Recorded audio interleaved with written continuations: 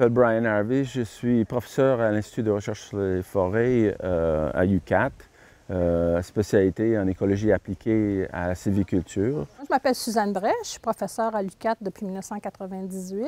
Mon champ de spécialisation, c'est avant tout la biologie puis les sols. Puis je travaille beaucoup sur ce qu'on appelle l'écologie des écosystèmes, c'est-à-dire les flux de matière puis d'énergie dans les écosystèmes. Je m'appelle Jessica Smith, je suis étudiante de la maîtrise en biologie à l'UQAT. Moi, Arun Bose, j'ai étudié un doctorat en UQAT.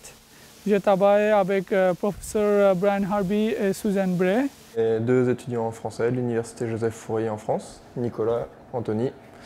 Et on est là pour notre stage de master en France. Moi, c'est Lisa Bajol. Je suis doctorante en sciences de l'environnement. Je travaille pour les projets de foresterie sous la direction de Yves Bergeron et d'Adam Ali. Mon doctorat est en co-tutelle. En fait, je fais une partie au Québec et une partie sur Montpellier. Yves Bergeron, je suis professeur à l'Université du Québec en Abitibi-Témiscamingue et puis titulaire de la chaire industrielle en aménagement forestier durable.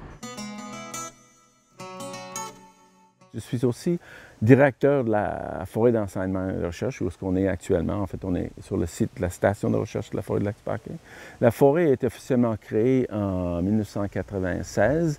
Or, il y a eu des recherches qui ont commencé dans la fin des années 70, quand Yves Bergeron venait dans la région pour faire ses études de doctorat. Donc, même avant la création de la forêt, il y a eu beaucoup d'activités de recherche. La station ici a été officiellement inaugurée en 2006, donc presque 10 ans après la création de la forêt même. La forêt est 80 km², 8 hectares, donc une zone d'à peu près 25 %, qui est une partie qui est zonée conservation, un genre de référence de la forêt naturelle de l'Abitibi. Donc, toutes sortes de types de forêts qui n'ont jamais été coupées. Et dans l'autre secteur, le 3/4 de la forêt, on fait une démonstration de ce qu'on appelle l'aménagement écosystémique, où est-ce qu'on prend en compte nos connaissances de la nature, le régime de perturbation, la dynamique de la forêt, et on essaie d'intégrer ça dans la façon qu'on fait de l'aménagement. Et à la très grande échelle, mais aussi à l'échelle de l'aménagement des peuplements individuels. La station a une capacité d'accueil d'à peu près 37-38 personnes. On est actuellement plein, on est en plein été, c'est vraiment la grosse saison l'été, quand il y a beaucoup de gens ici. Pas juste de l'UQAT, en fait, souvent c'est majoritairement des gens de nos partenaires de UQAM, parce que la forêt est officiellement gérée par UQAT et UQAM, on est partenaires dans le projet.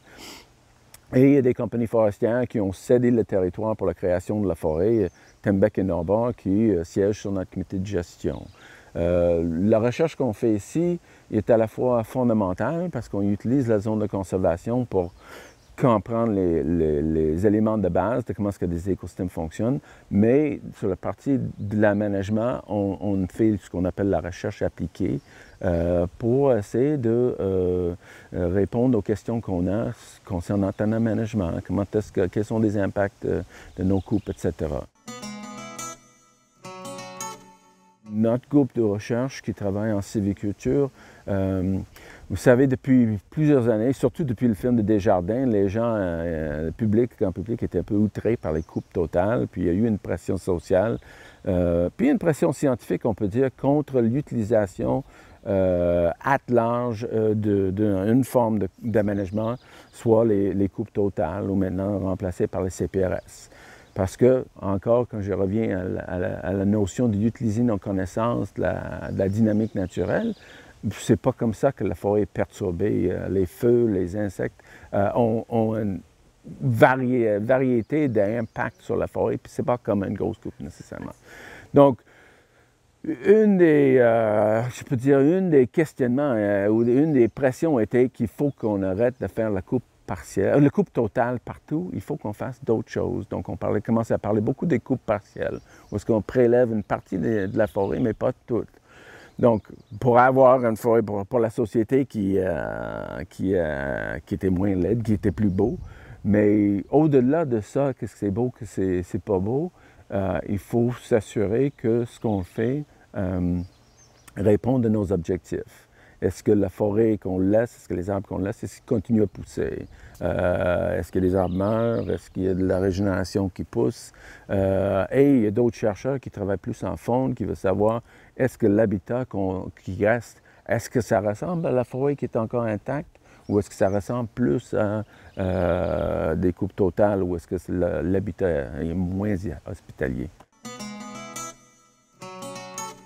En 1998, on a commencé à mettre en place un projet à long terme sur la sylviculture des peuplements mélangés.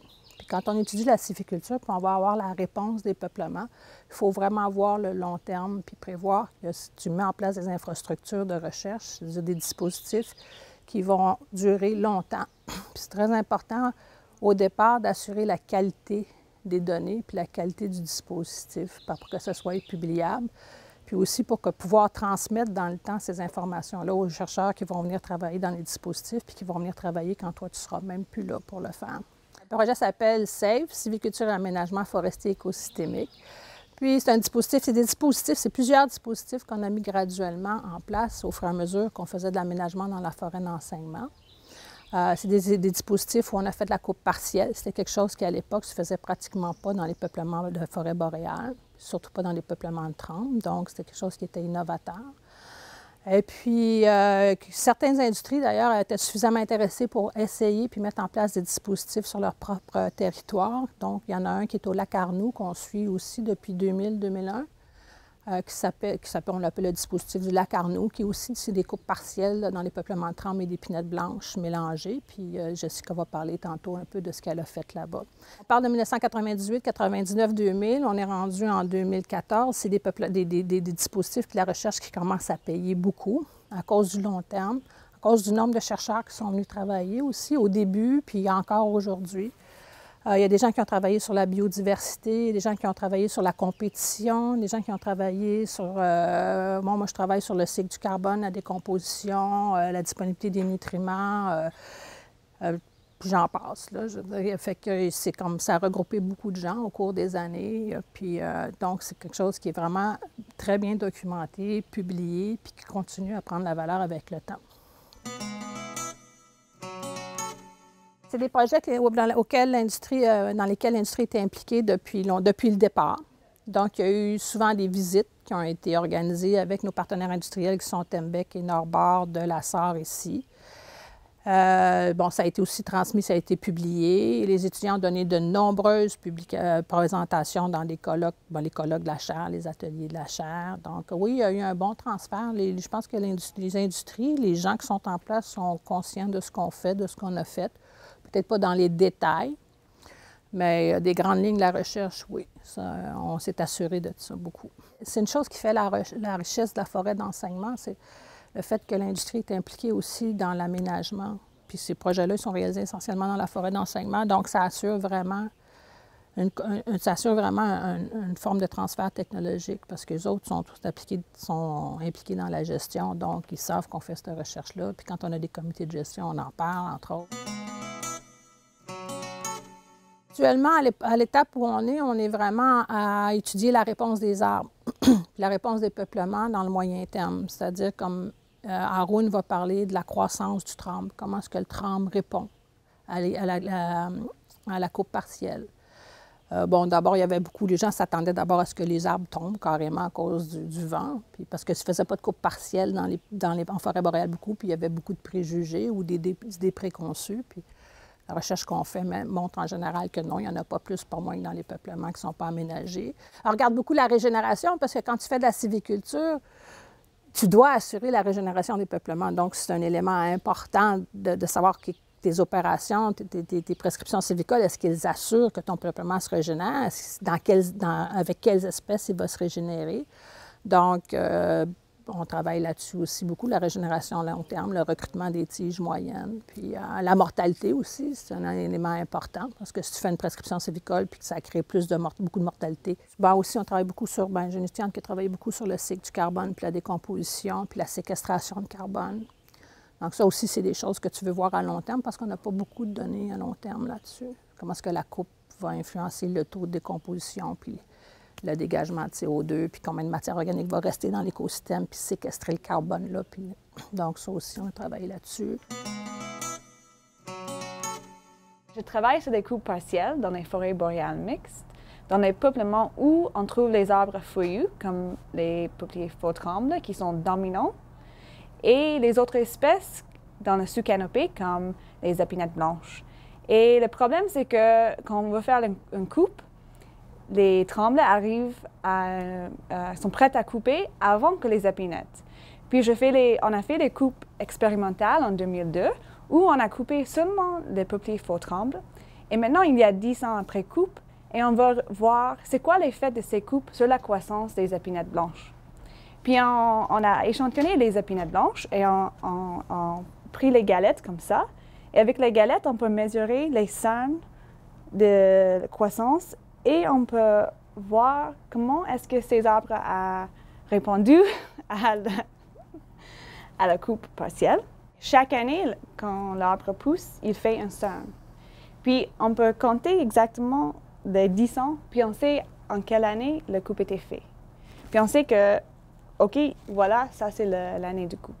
Puis on peut mesurer tous les cernes après la coupe et on peut comparer avec les témoins. Puis dans nos traitements, on a coupé les proportions différentes de trembles, comme 50% de trembles ou 65 ou 100% de trembles. Je suppose que quand on coupe les arbres comme les faux trembles, que les autres arbres qui restent vont avoir un taux de croissance meilleur qu'avant le traitement parce qu'il y a plus de soleil, plus d'espace pour la croissance. Puis les arbres vont avoir un taux de croissance meilleur qu'avant le traitement. Mes projets doctorat, j'ai travaillé des réponses des peuplements et des arbres après coupe partielle. I look tree growth, stand mortality, recruitment, and different structural responses like deadwood, the number of seedlings, sapling, and trees of different layers of the canopy, and how different intensities of partial harvesting affecting the response of trees and stand at different scale. And I found that trees growing aspen, its tree level growth is good after high intensity partial cutting. And the regeneration of conifers are also good after partial cutting. And partial cutting did not increase the mortality than the natural dynamics. And when I do the model for the next 100 years, I found that when we do gap cut, like we cut trees in a bigger space, it favors the aspen in the constant composition. So after 100 years, we will have more aspen if we do the gap harvesting. And if we do harvesting not in gaps, we will have more conifers like Épinette blanche, Épinette noire, sapine. On travaille pour Louis Imbeau sur les petites nyctales. Donc on fait un suivi de nichoirs, sur l'occupation des nichoirs, on suit l'éclosion, l'envol des oisillons. Et voilà, on essaye de voir un peu les choix d'habitat qui sont faits par les individus sur le réseau en Abitibi. Là, en fait, on a trié des fonds de nichoirs qui ont été récoltés les années précédentes. C'est-à-dire qu'on a récupéré tout ce qui se trouvait dans les nichoirs après la saison de reproduction. Donc tout ce qui était copeaux, débris de rongeurs, etc. Et donc là, en fait, ce qu'on a fait, c'est que les jours précédents, on a trié les restes de ces fonds. On a récupéré les ossements qu'on a retrouvés, des rongeurs, des musaraignes, trouvé des grenouilles, plein de choses. Et du coup, là, on essaie d'identifier un peu ce qu'il y avait à l'intérieur. Du coup, le réseau sur lequel on a travaillé, c'est un réseau de nichoirs que Louis Imbeau a mis en place en 2006 à peu près, avec Jonathan Gagnon. C'est le premier étudiant qui a travaillé sur la maîtrise. Et voilà, c'est des nichoirs, cette taille-là à peu près. Et du coup, il y en avait une centaine qui ont été installés au début, et après, ils en ont réinstallé d'autres. Il y a Marion Segui qui a continué aussi le projet pour sa maîtrise. Et aujourd'hui, il y a à peu près 300 nichoirs sur le réseau. Voilà, 150 stations différentes.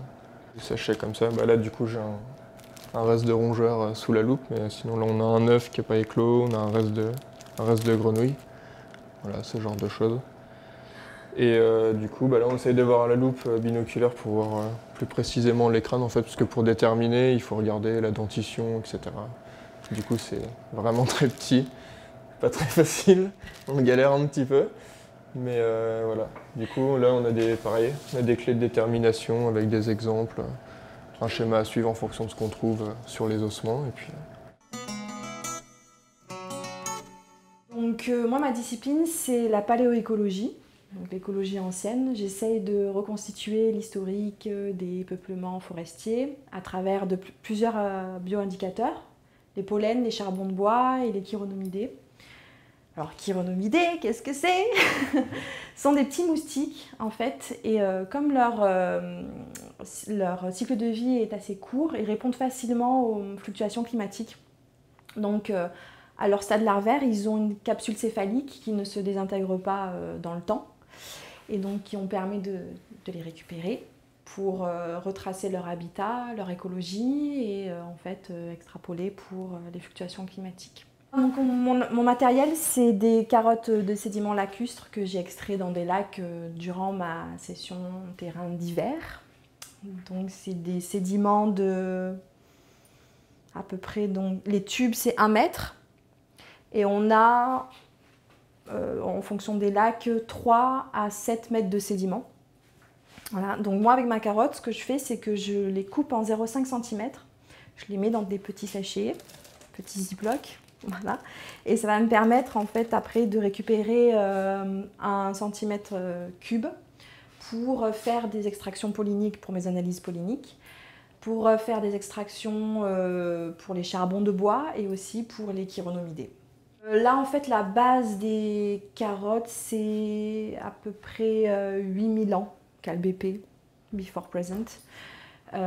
C'est le début où il y a eu la vidange du lac Ojibway, donc c'est toute une histoire paléoécologique à travers les lacs.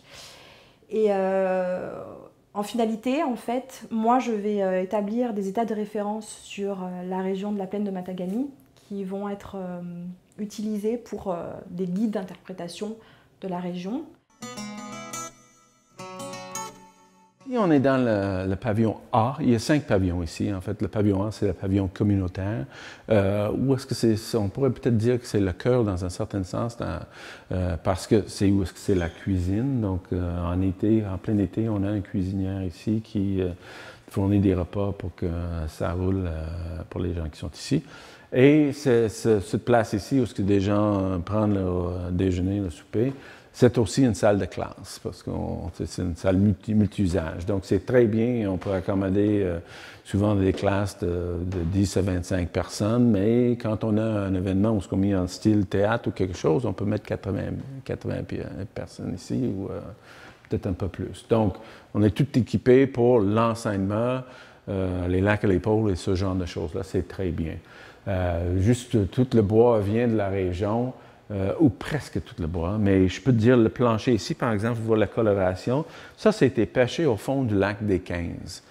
C'est du bois qui a été coupé au début du 20e siècle, donc il a été noyé pendant une centaine d'années, et puis sorti du fond de bois, de l'ancienne drave, et scié à Bionord, près de Rouen. Et c'est ça l'effet que ça donne. On est sur la rive est du lac Hébécourt. Il y a des chalets, des maisons maintenant au bord du lac, mais c'est vraiment l'accès nord sur la route 388.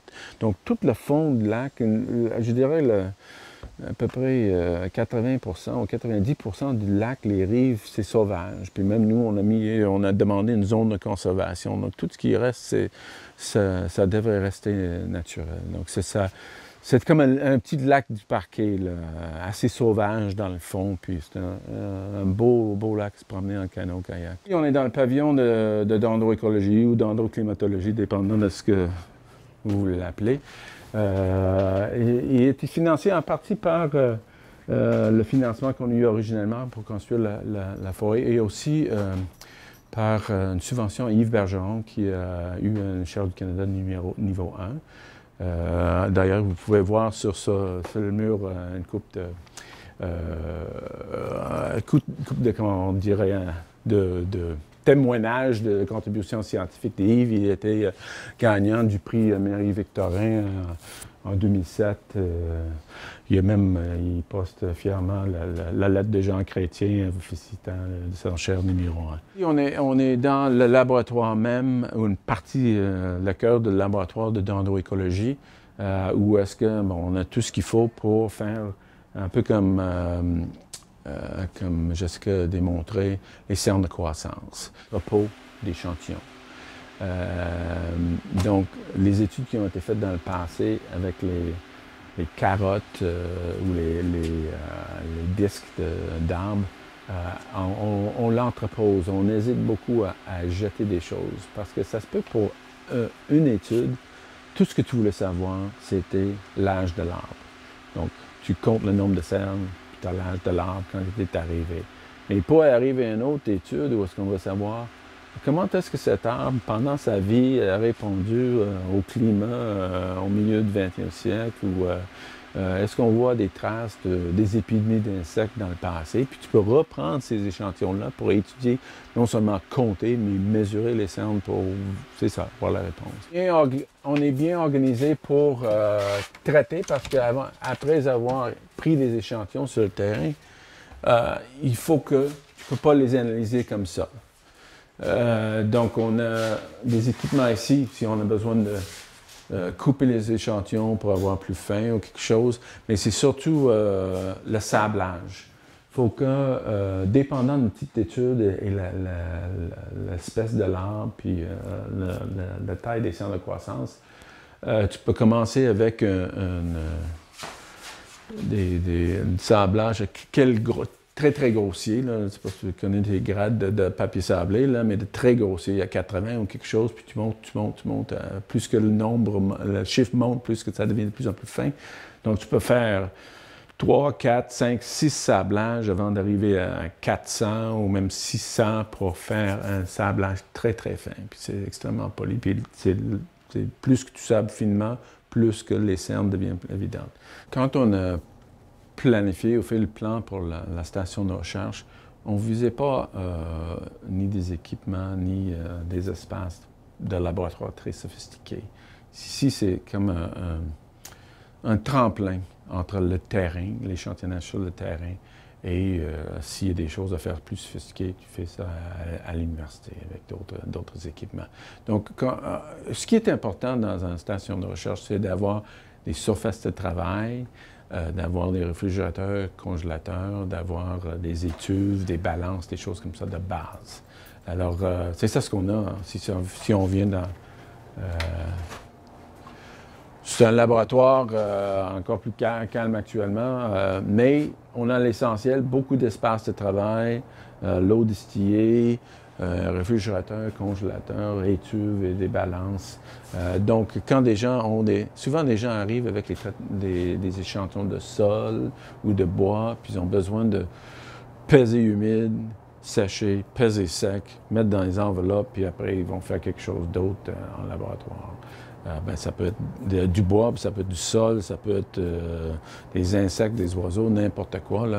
C'est vraiment ça ce qu'on a besoin.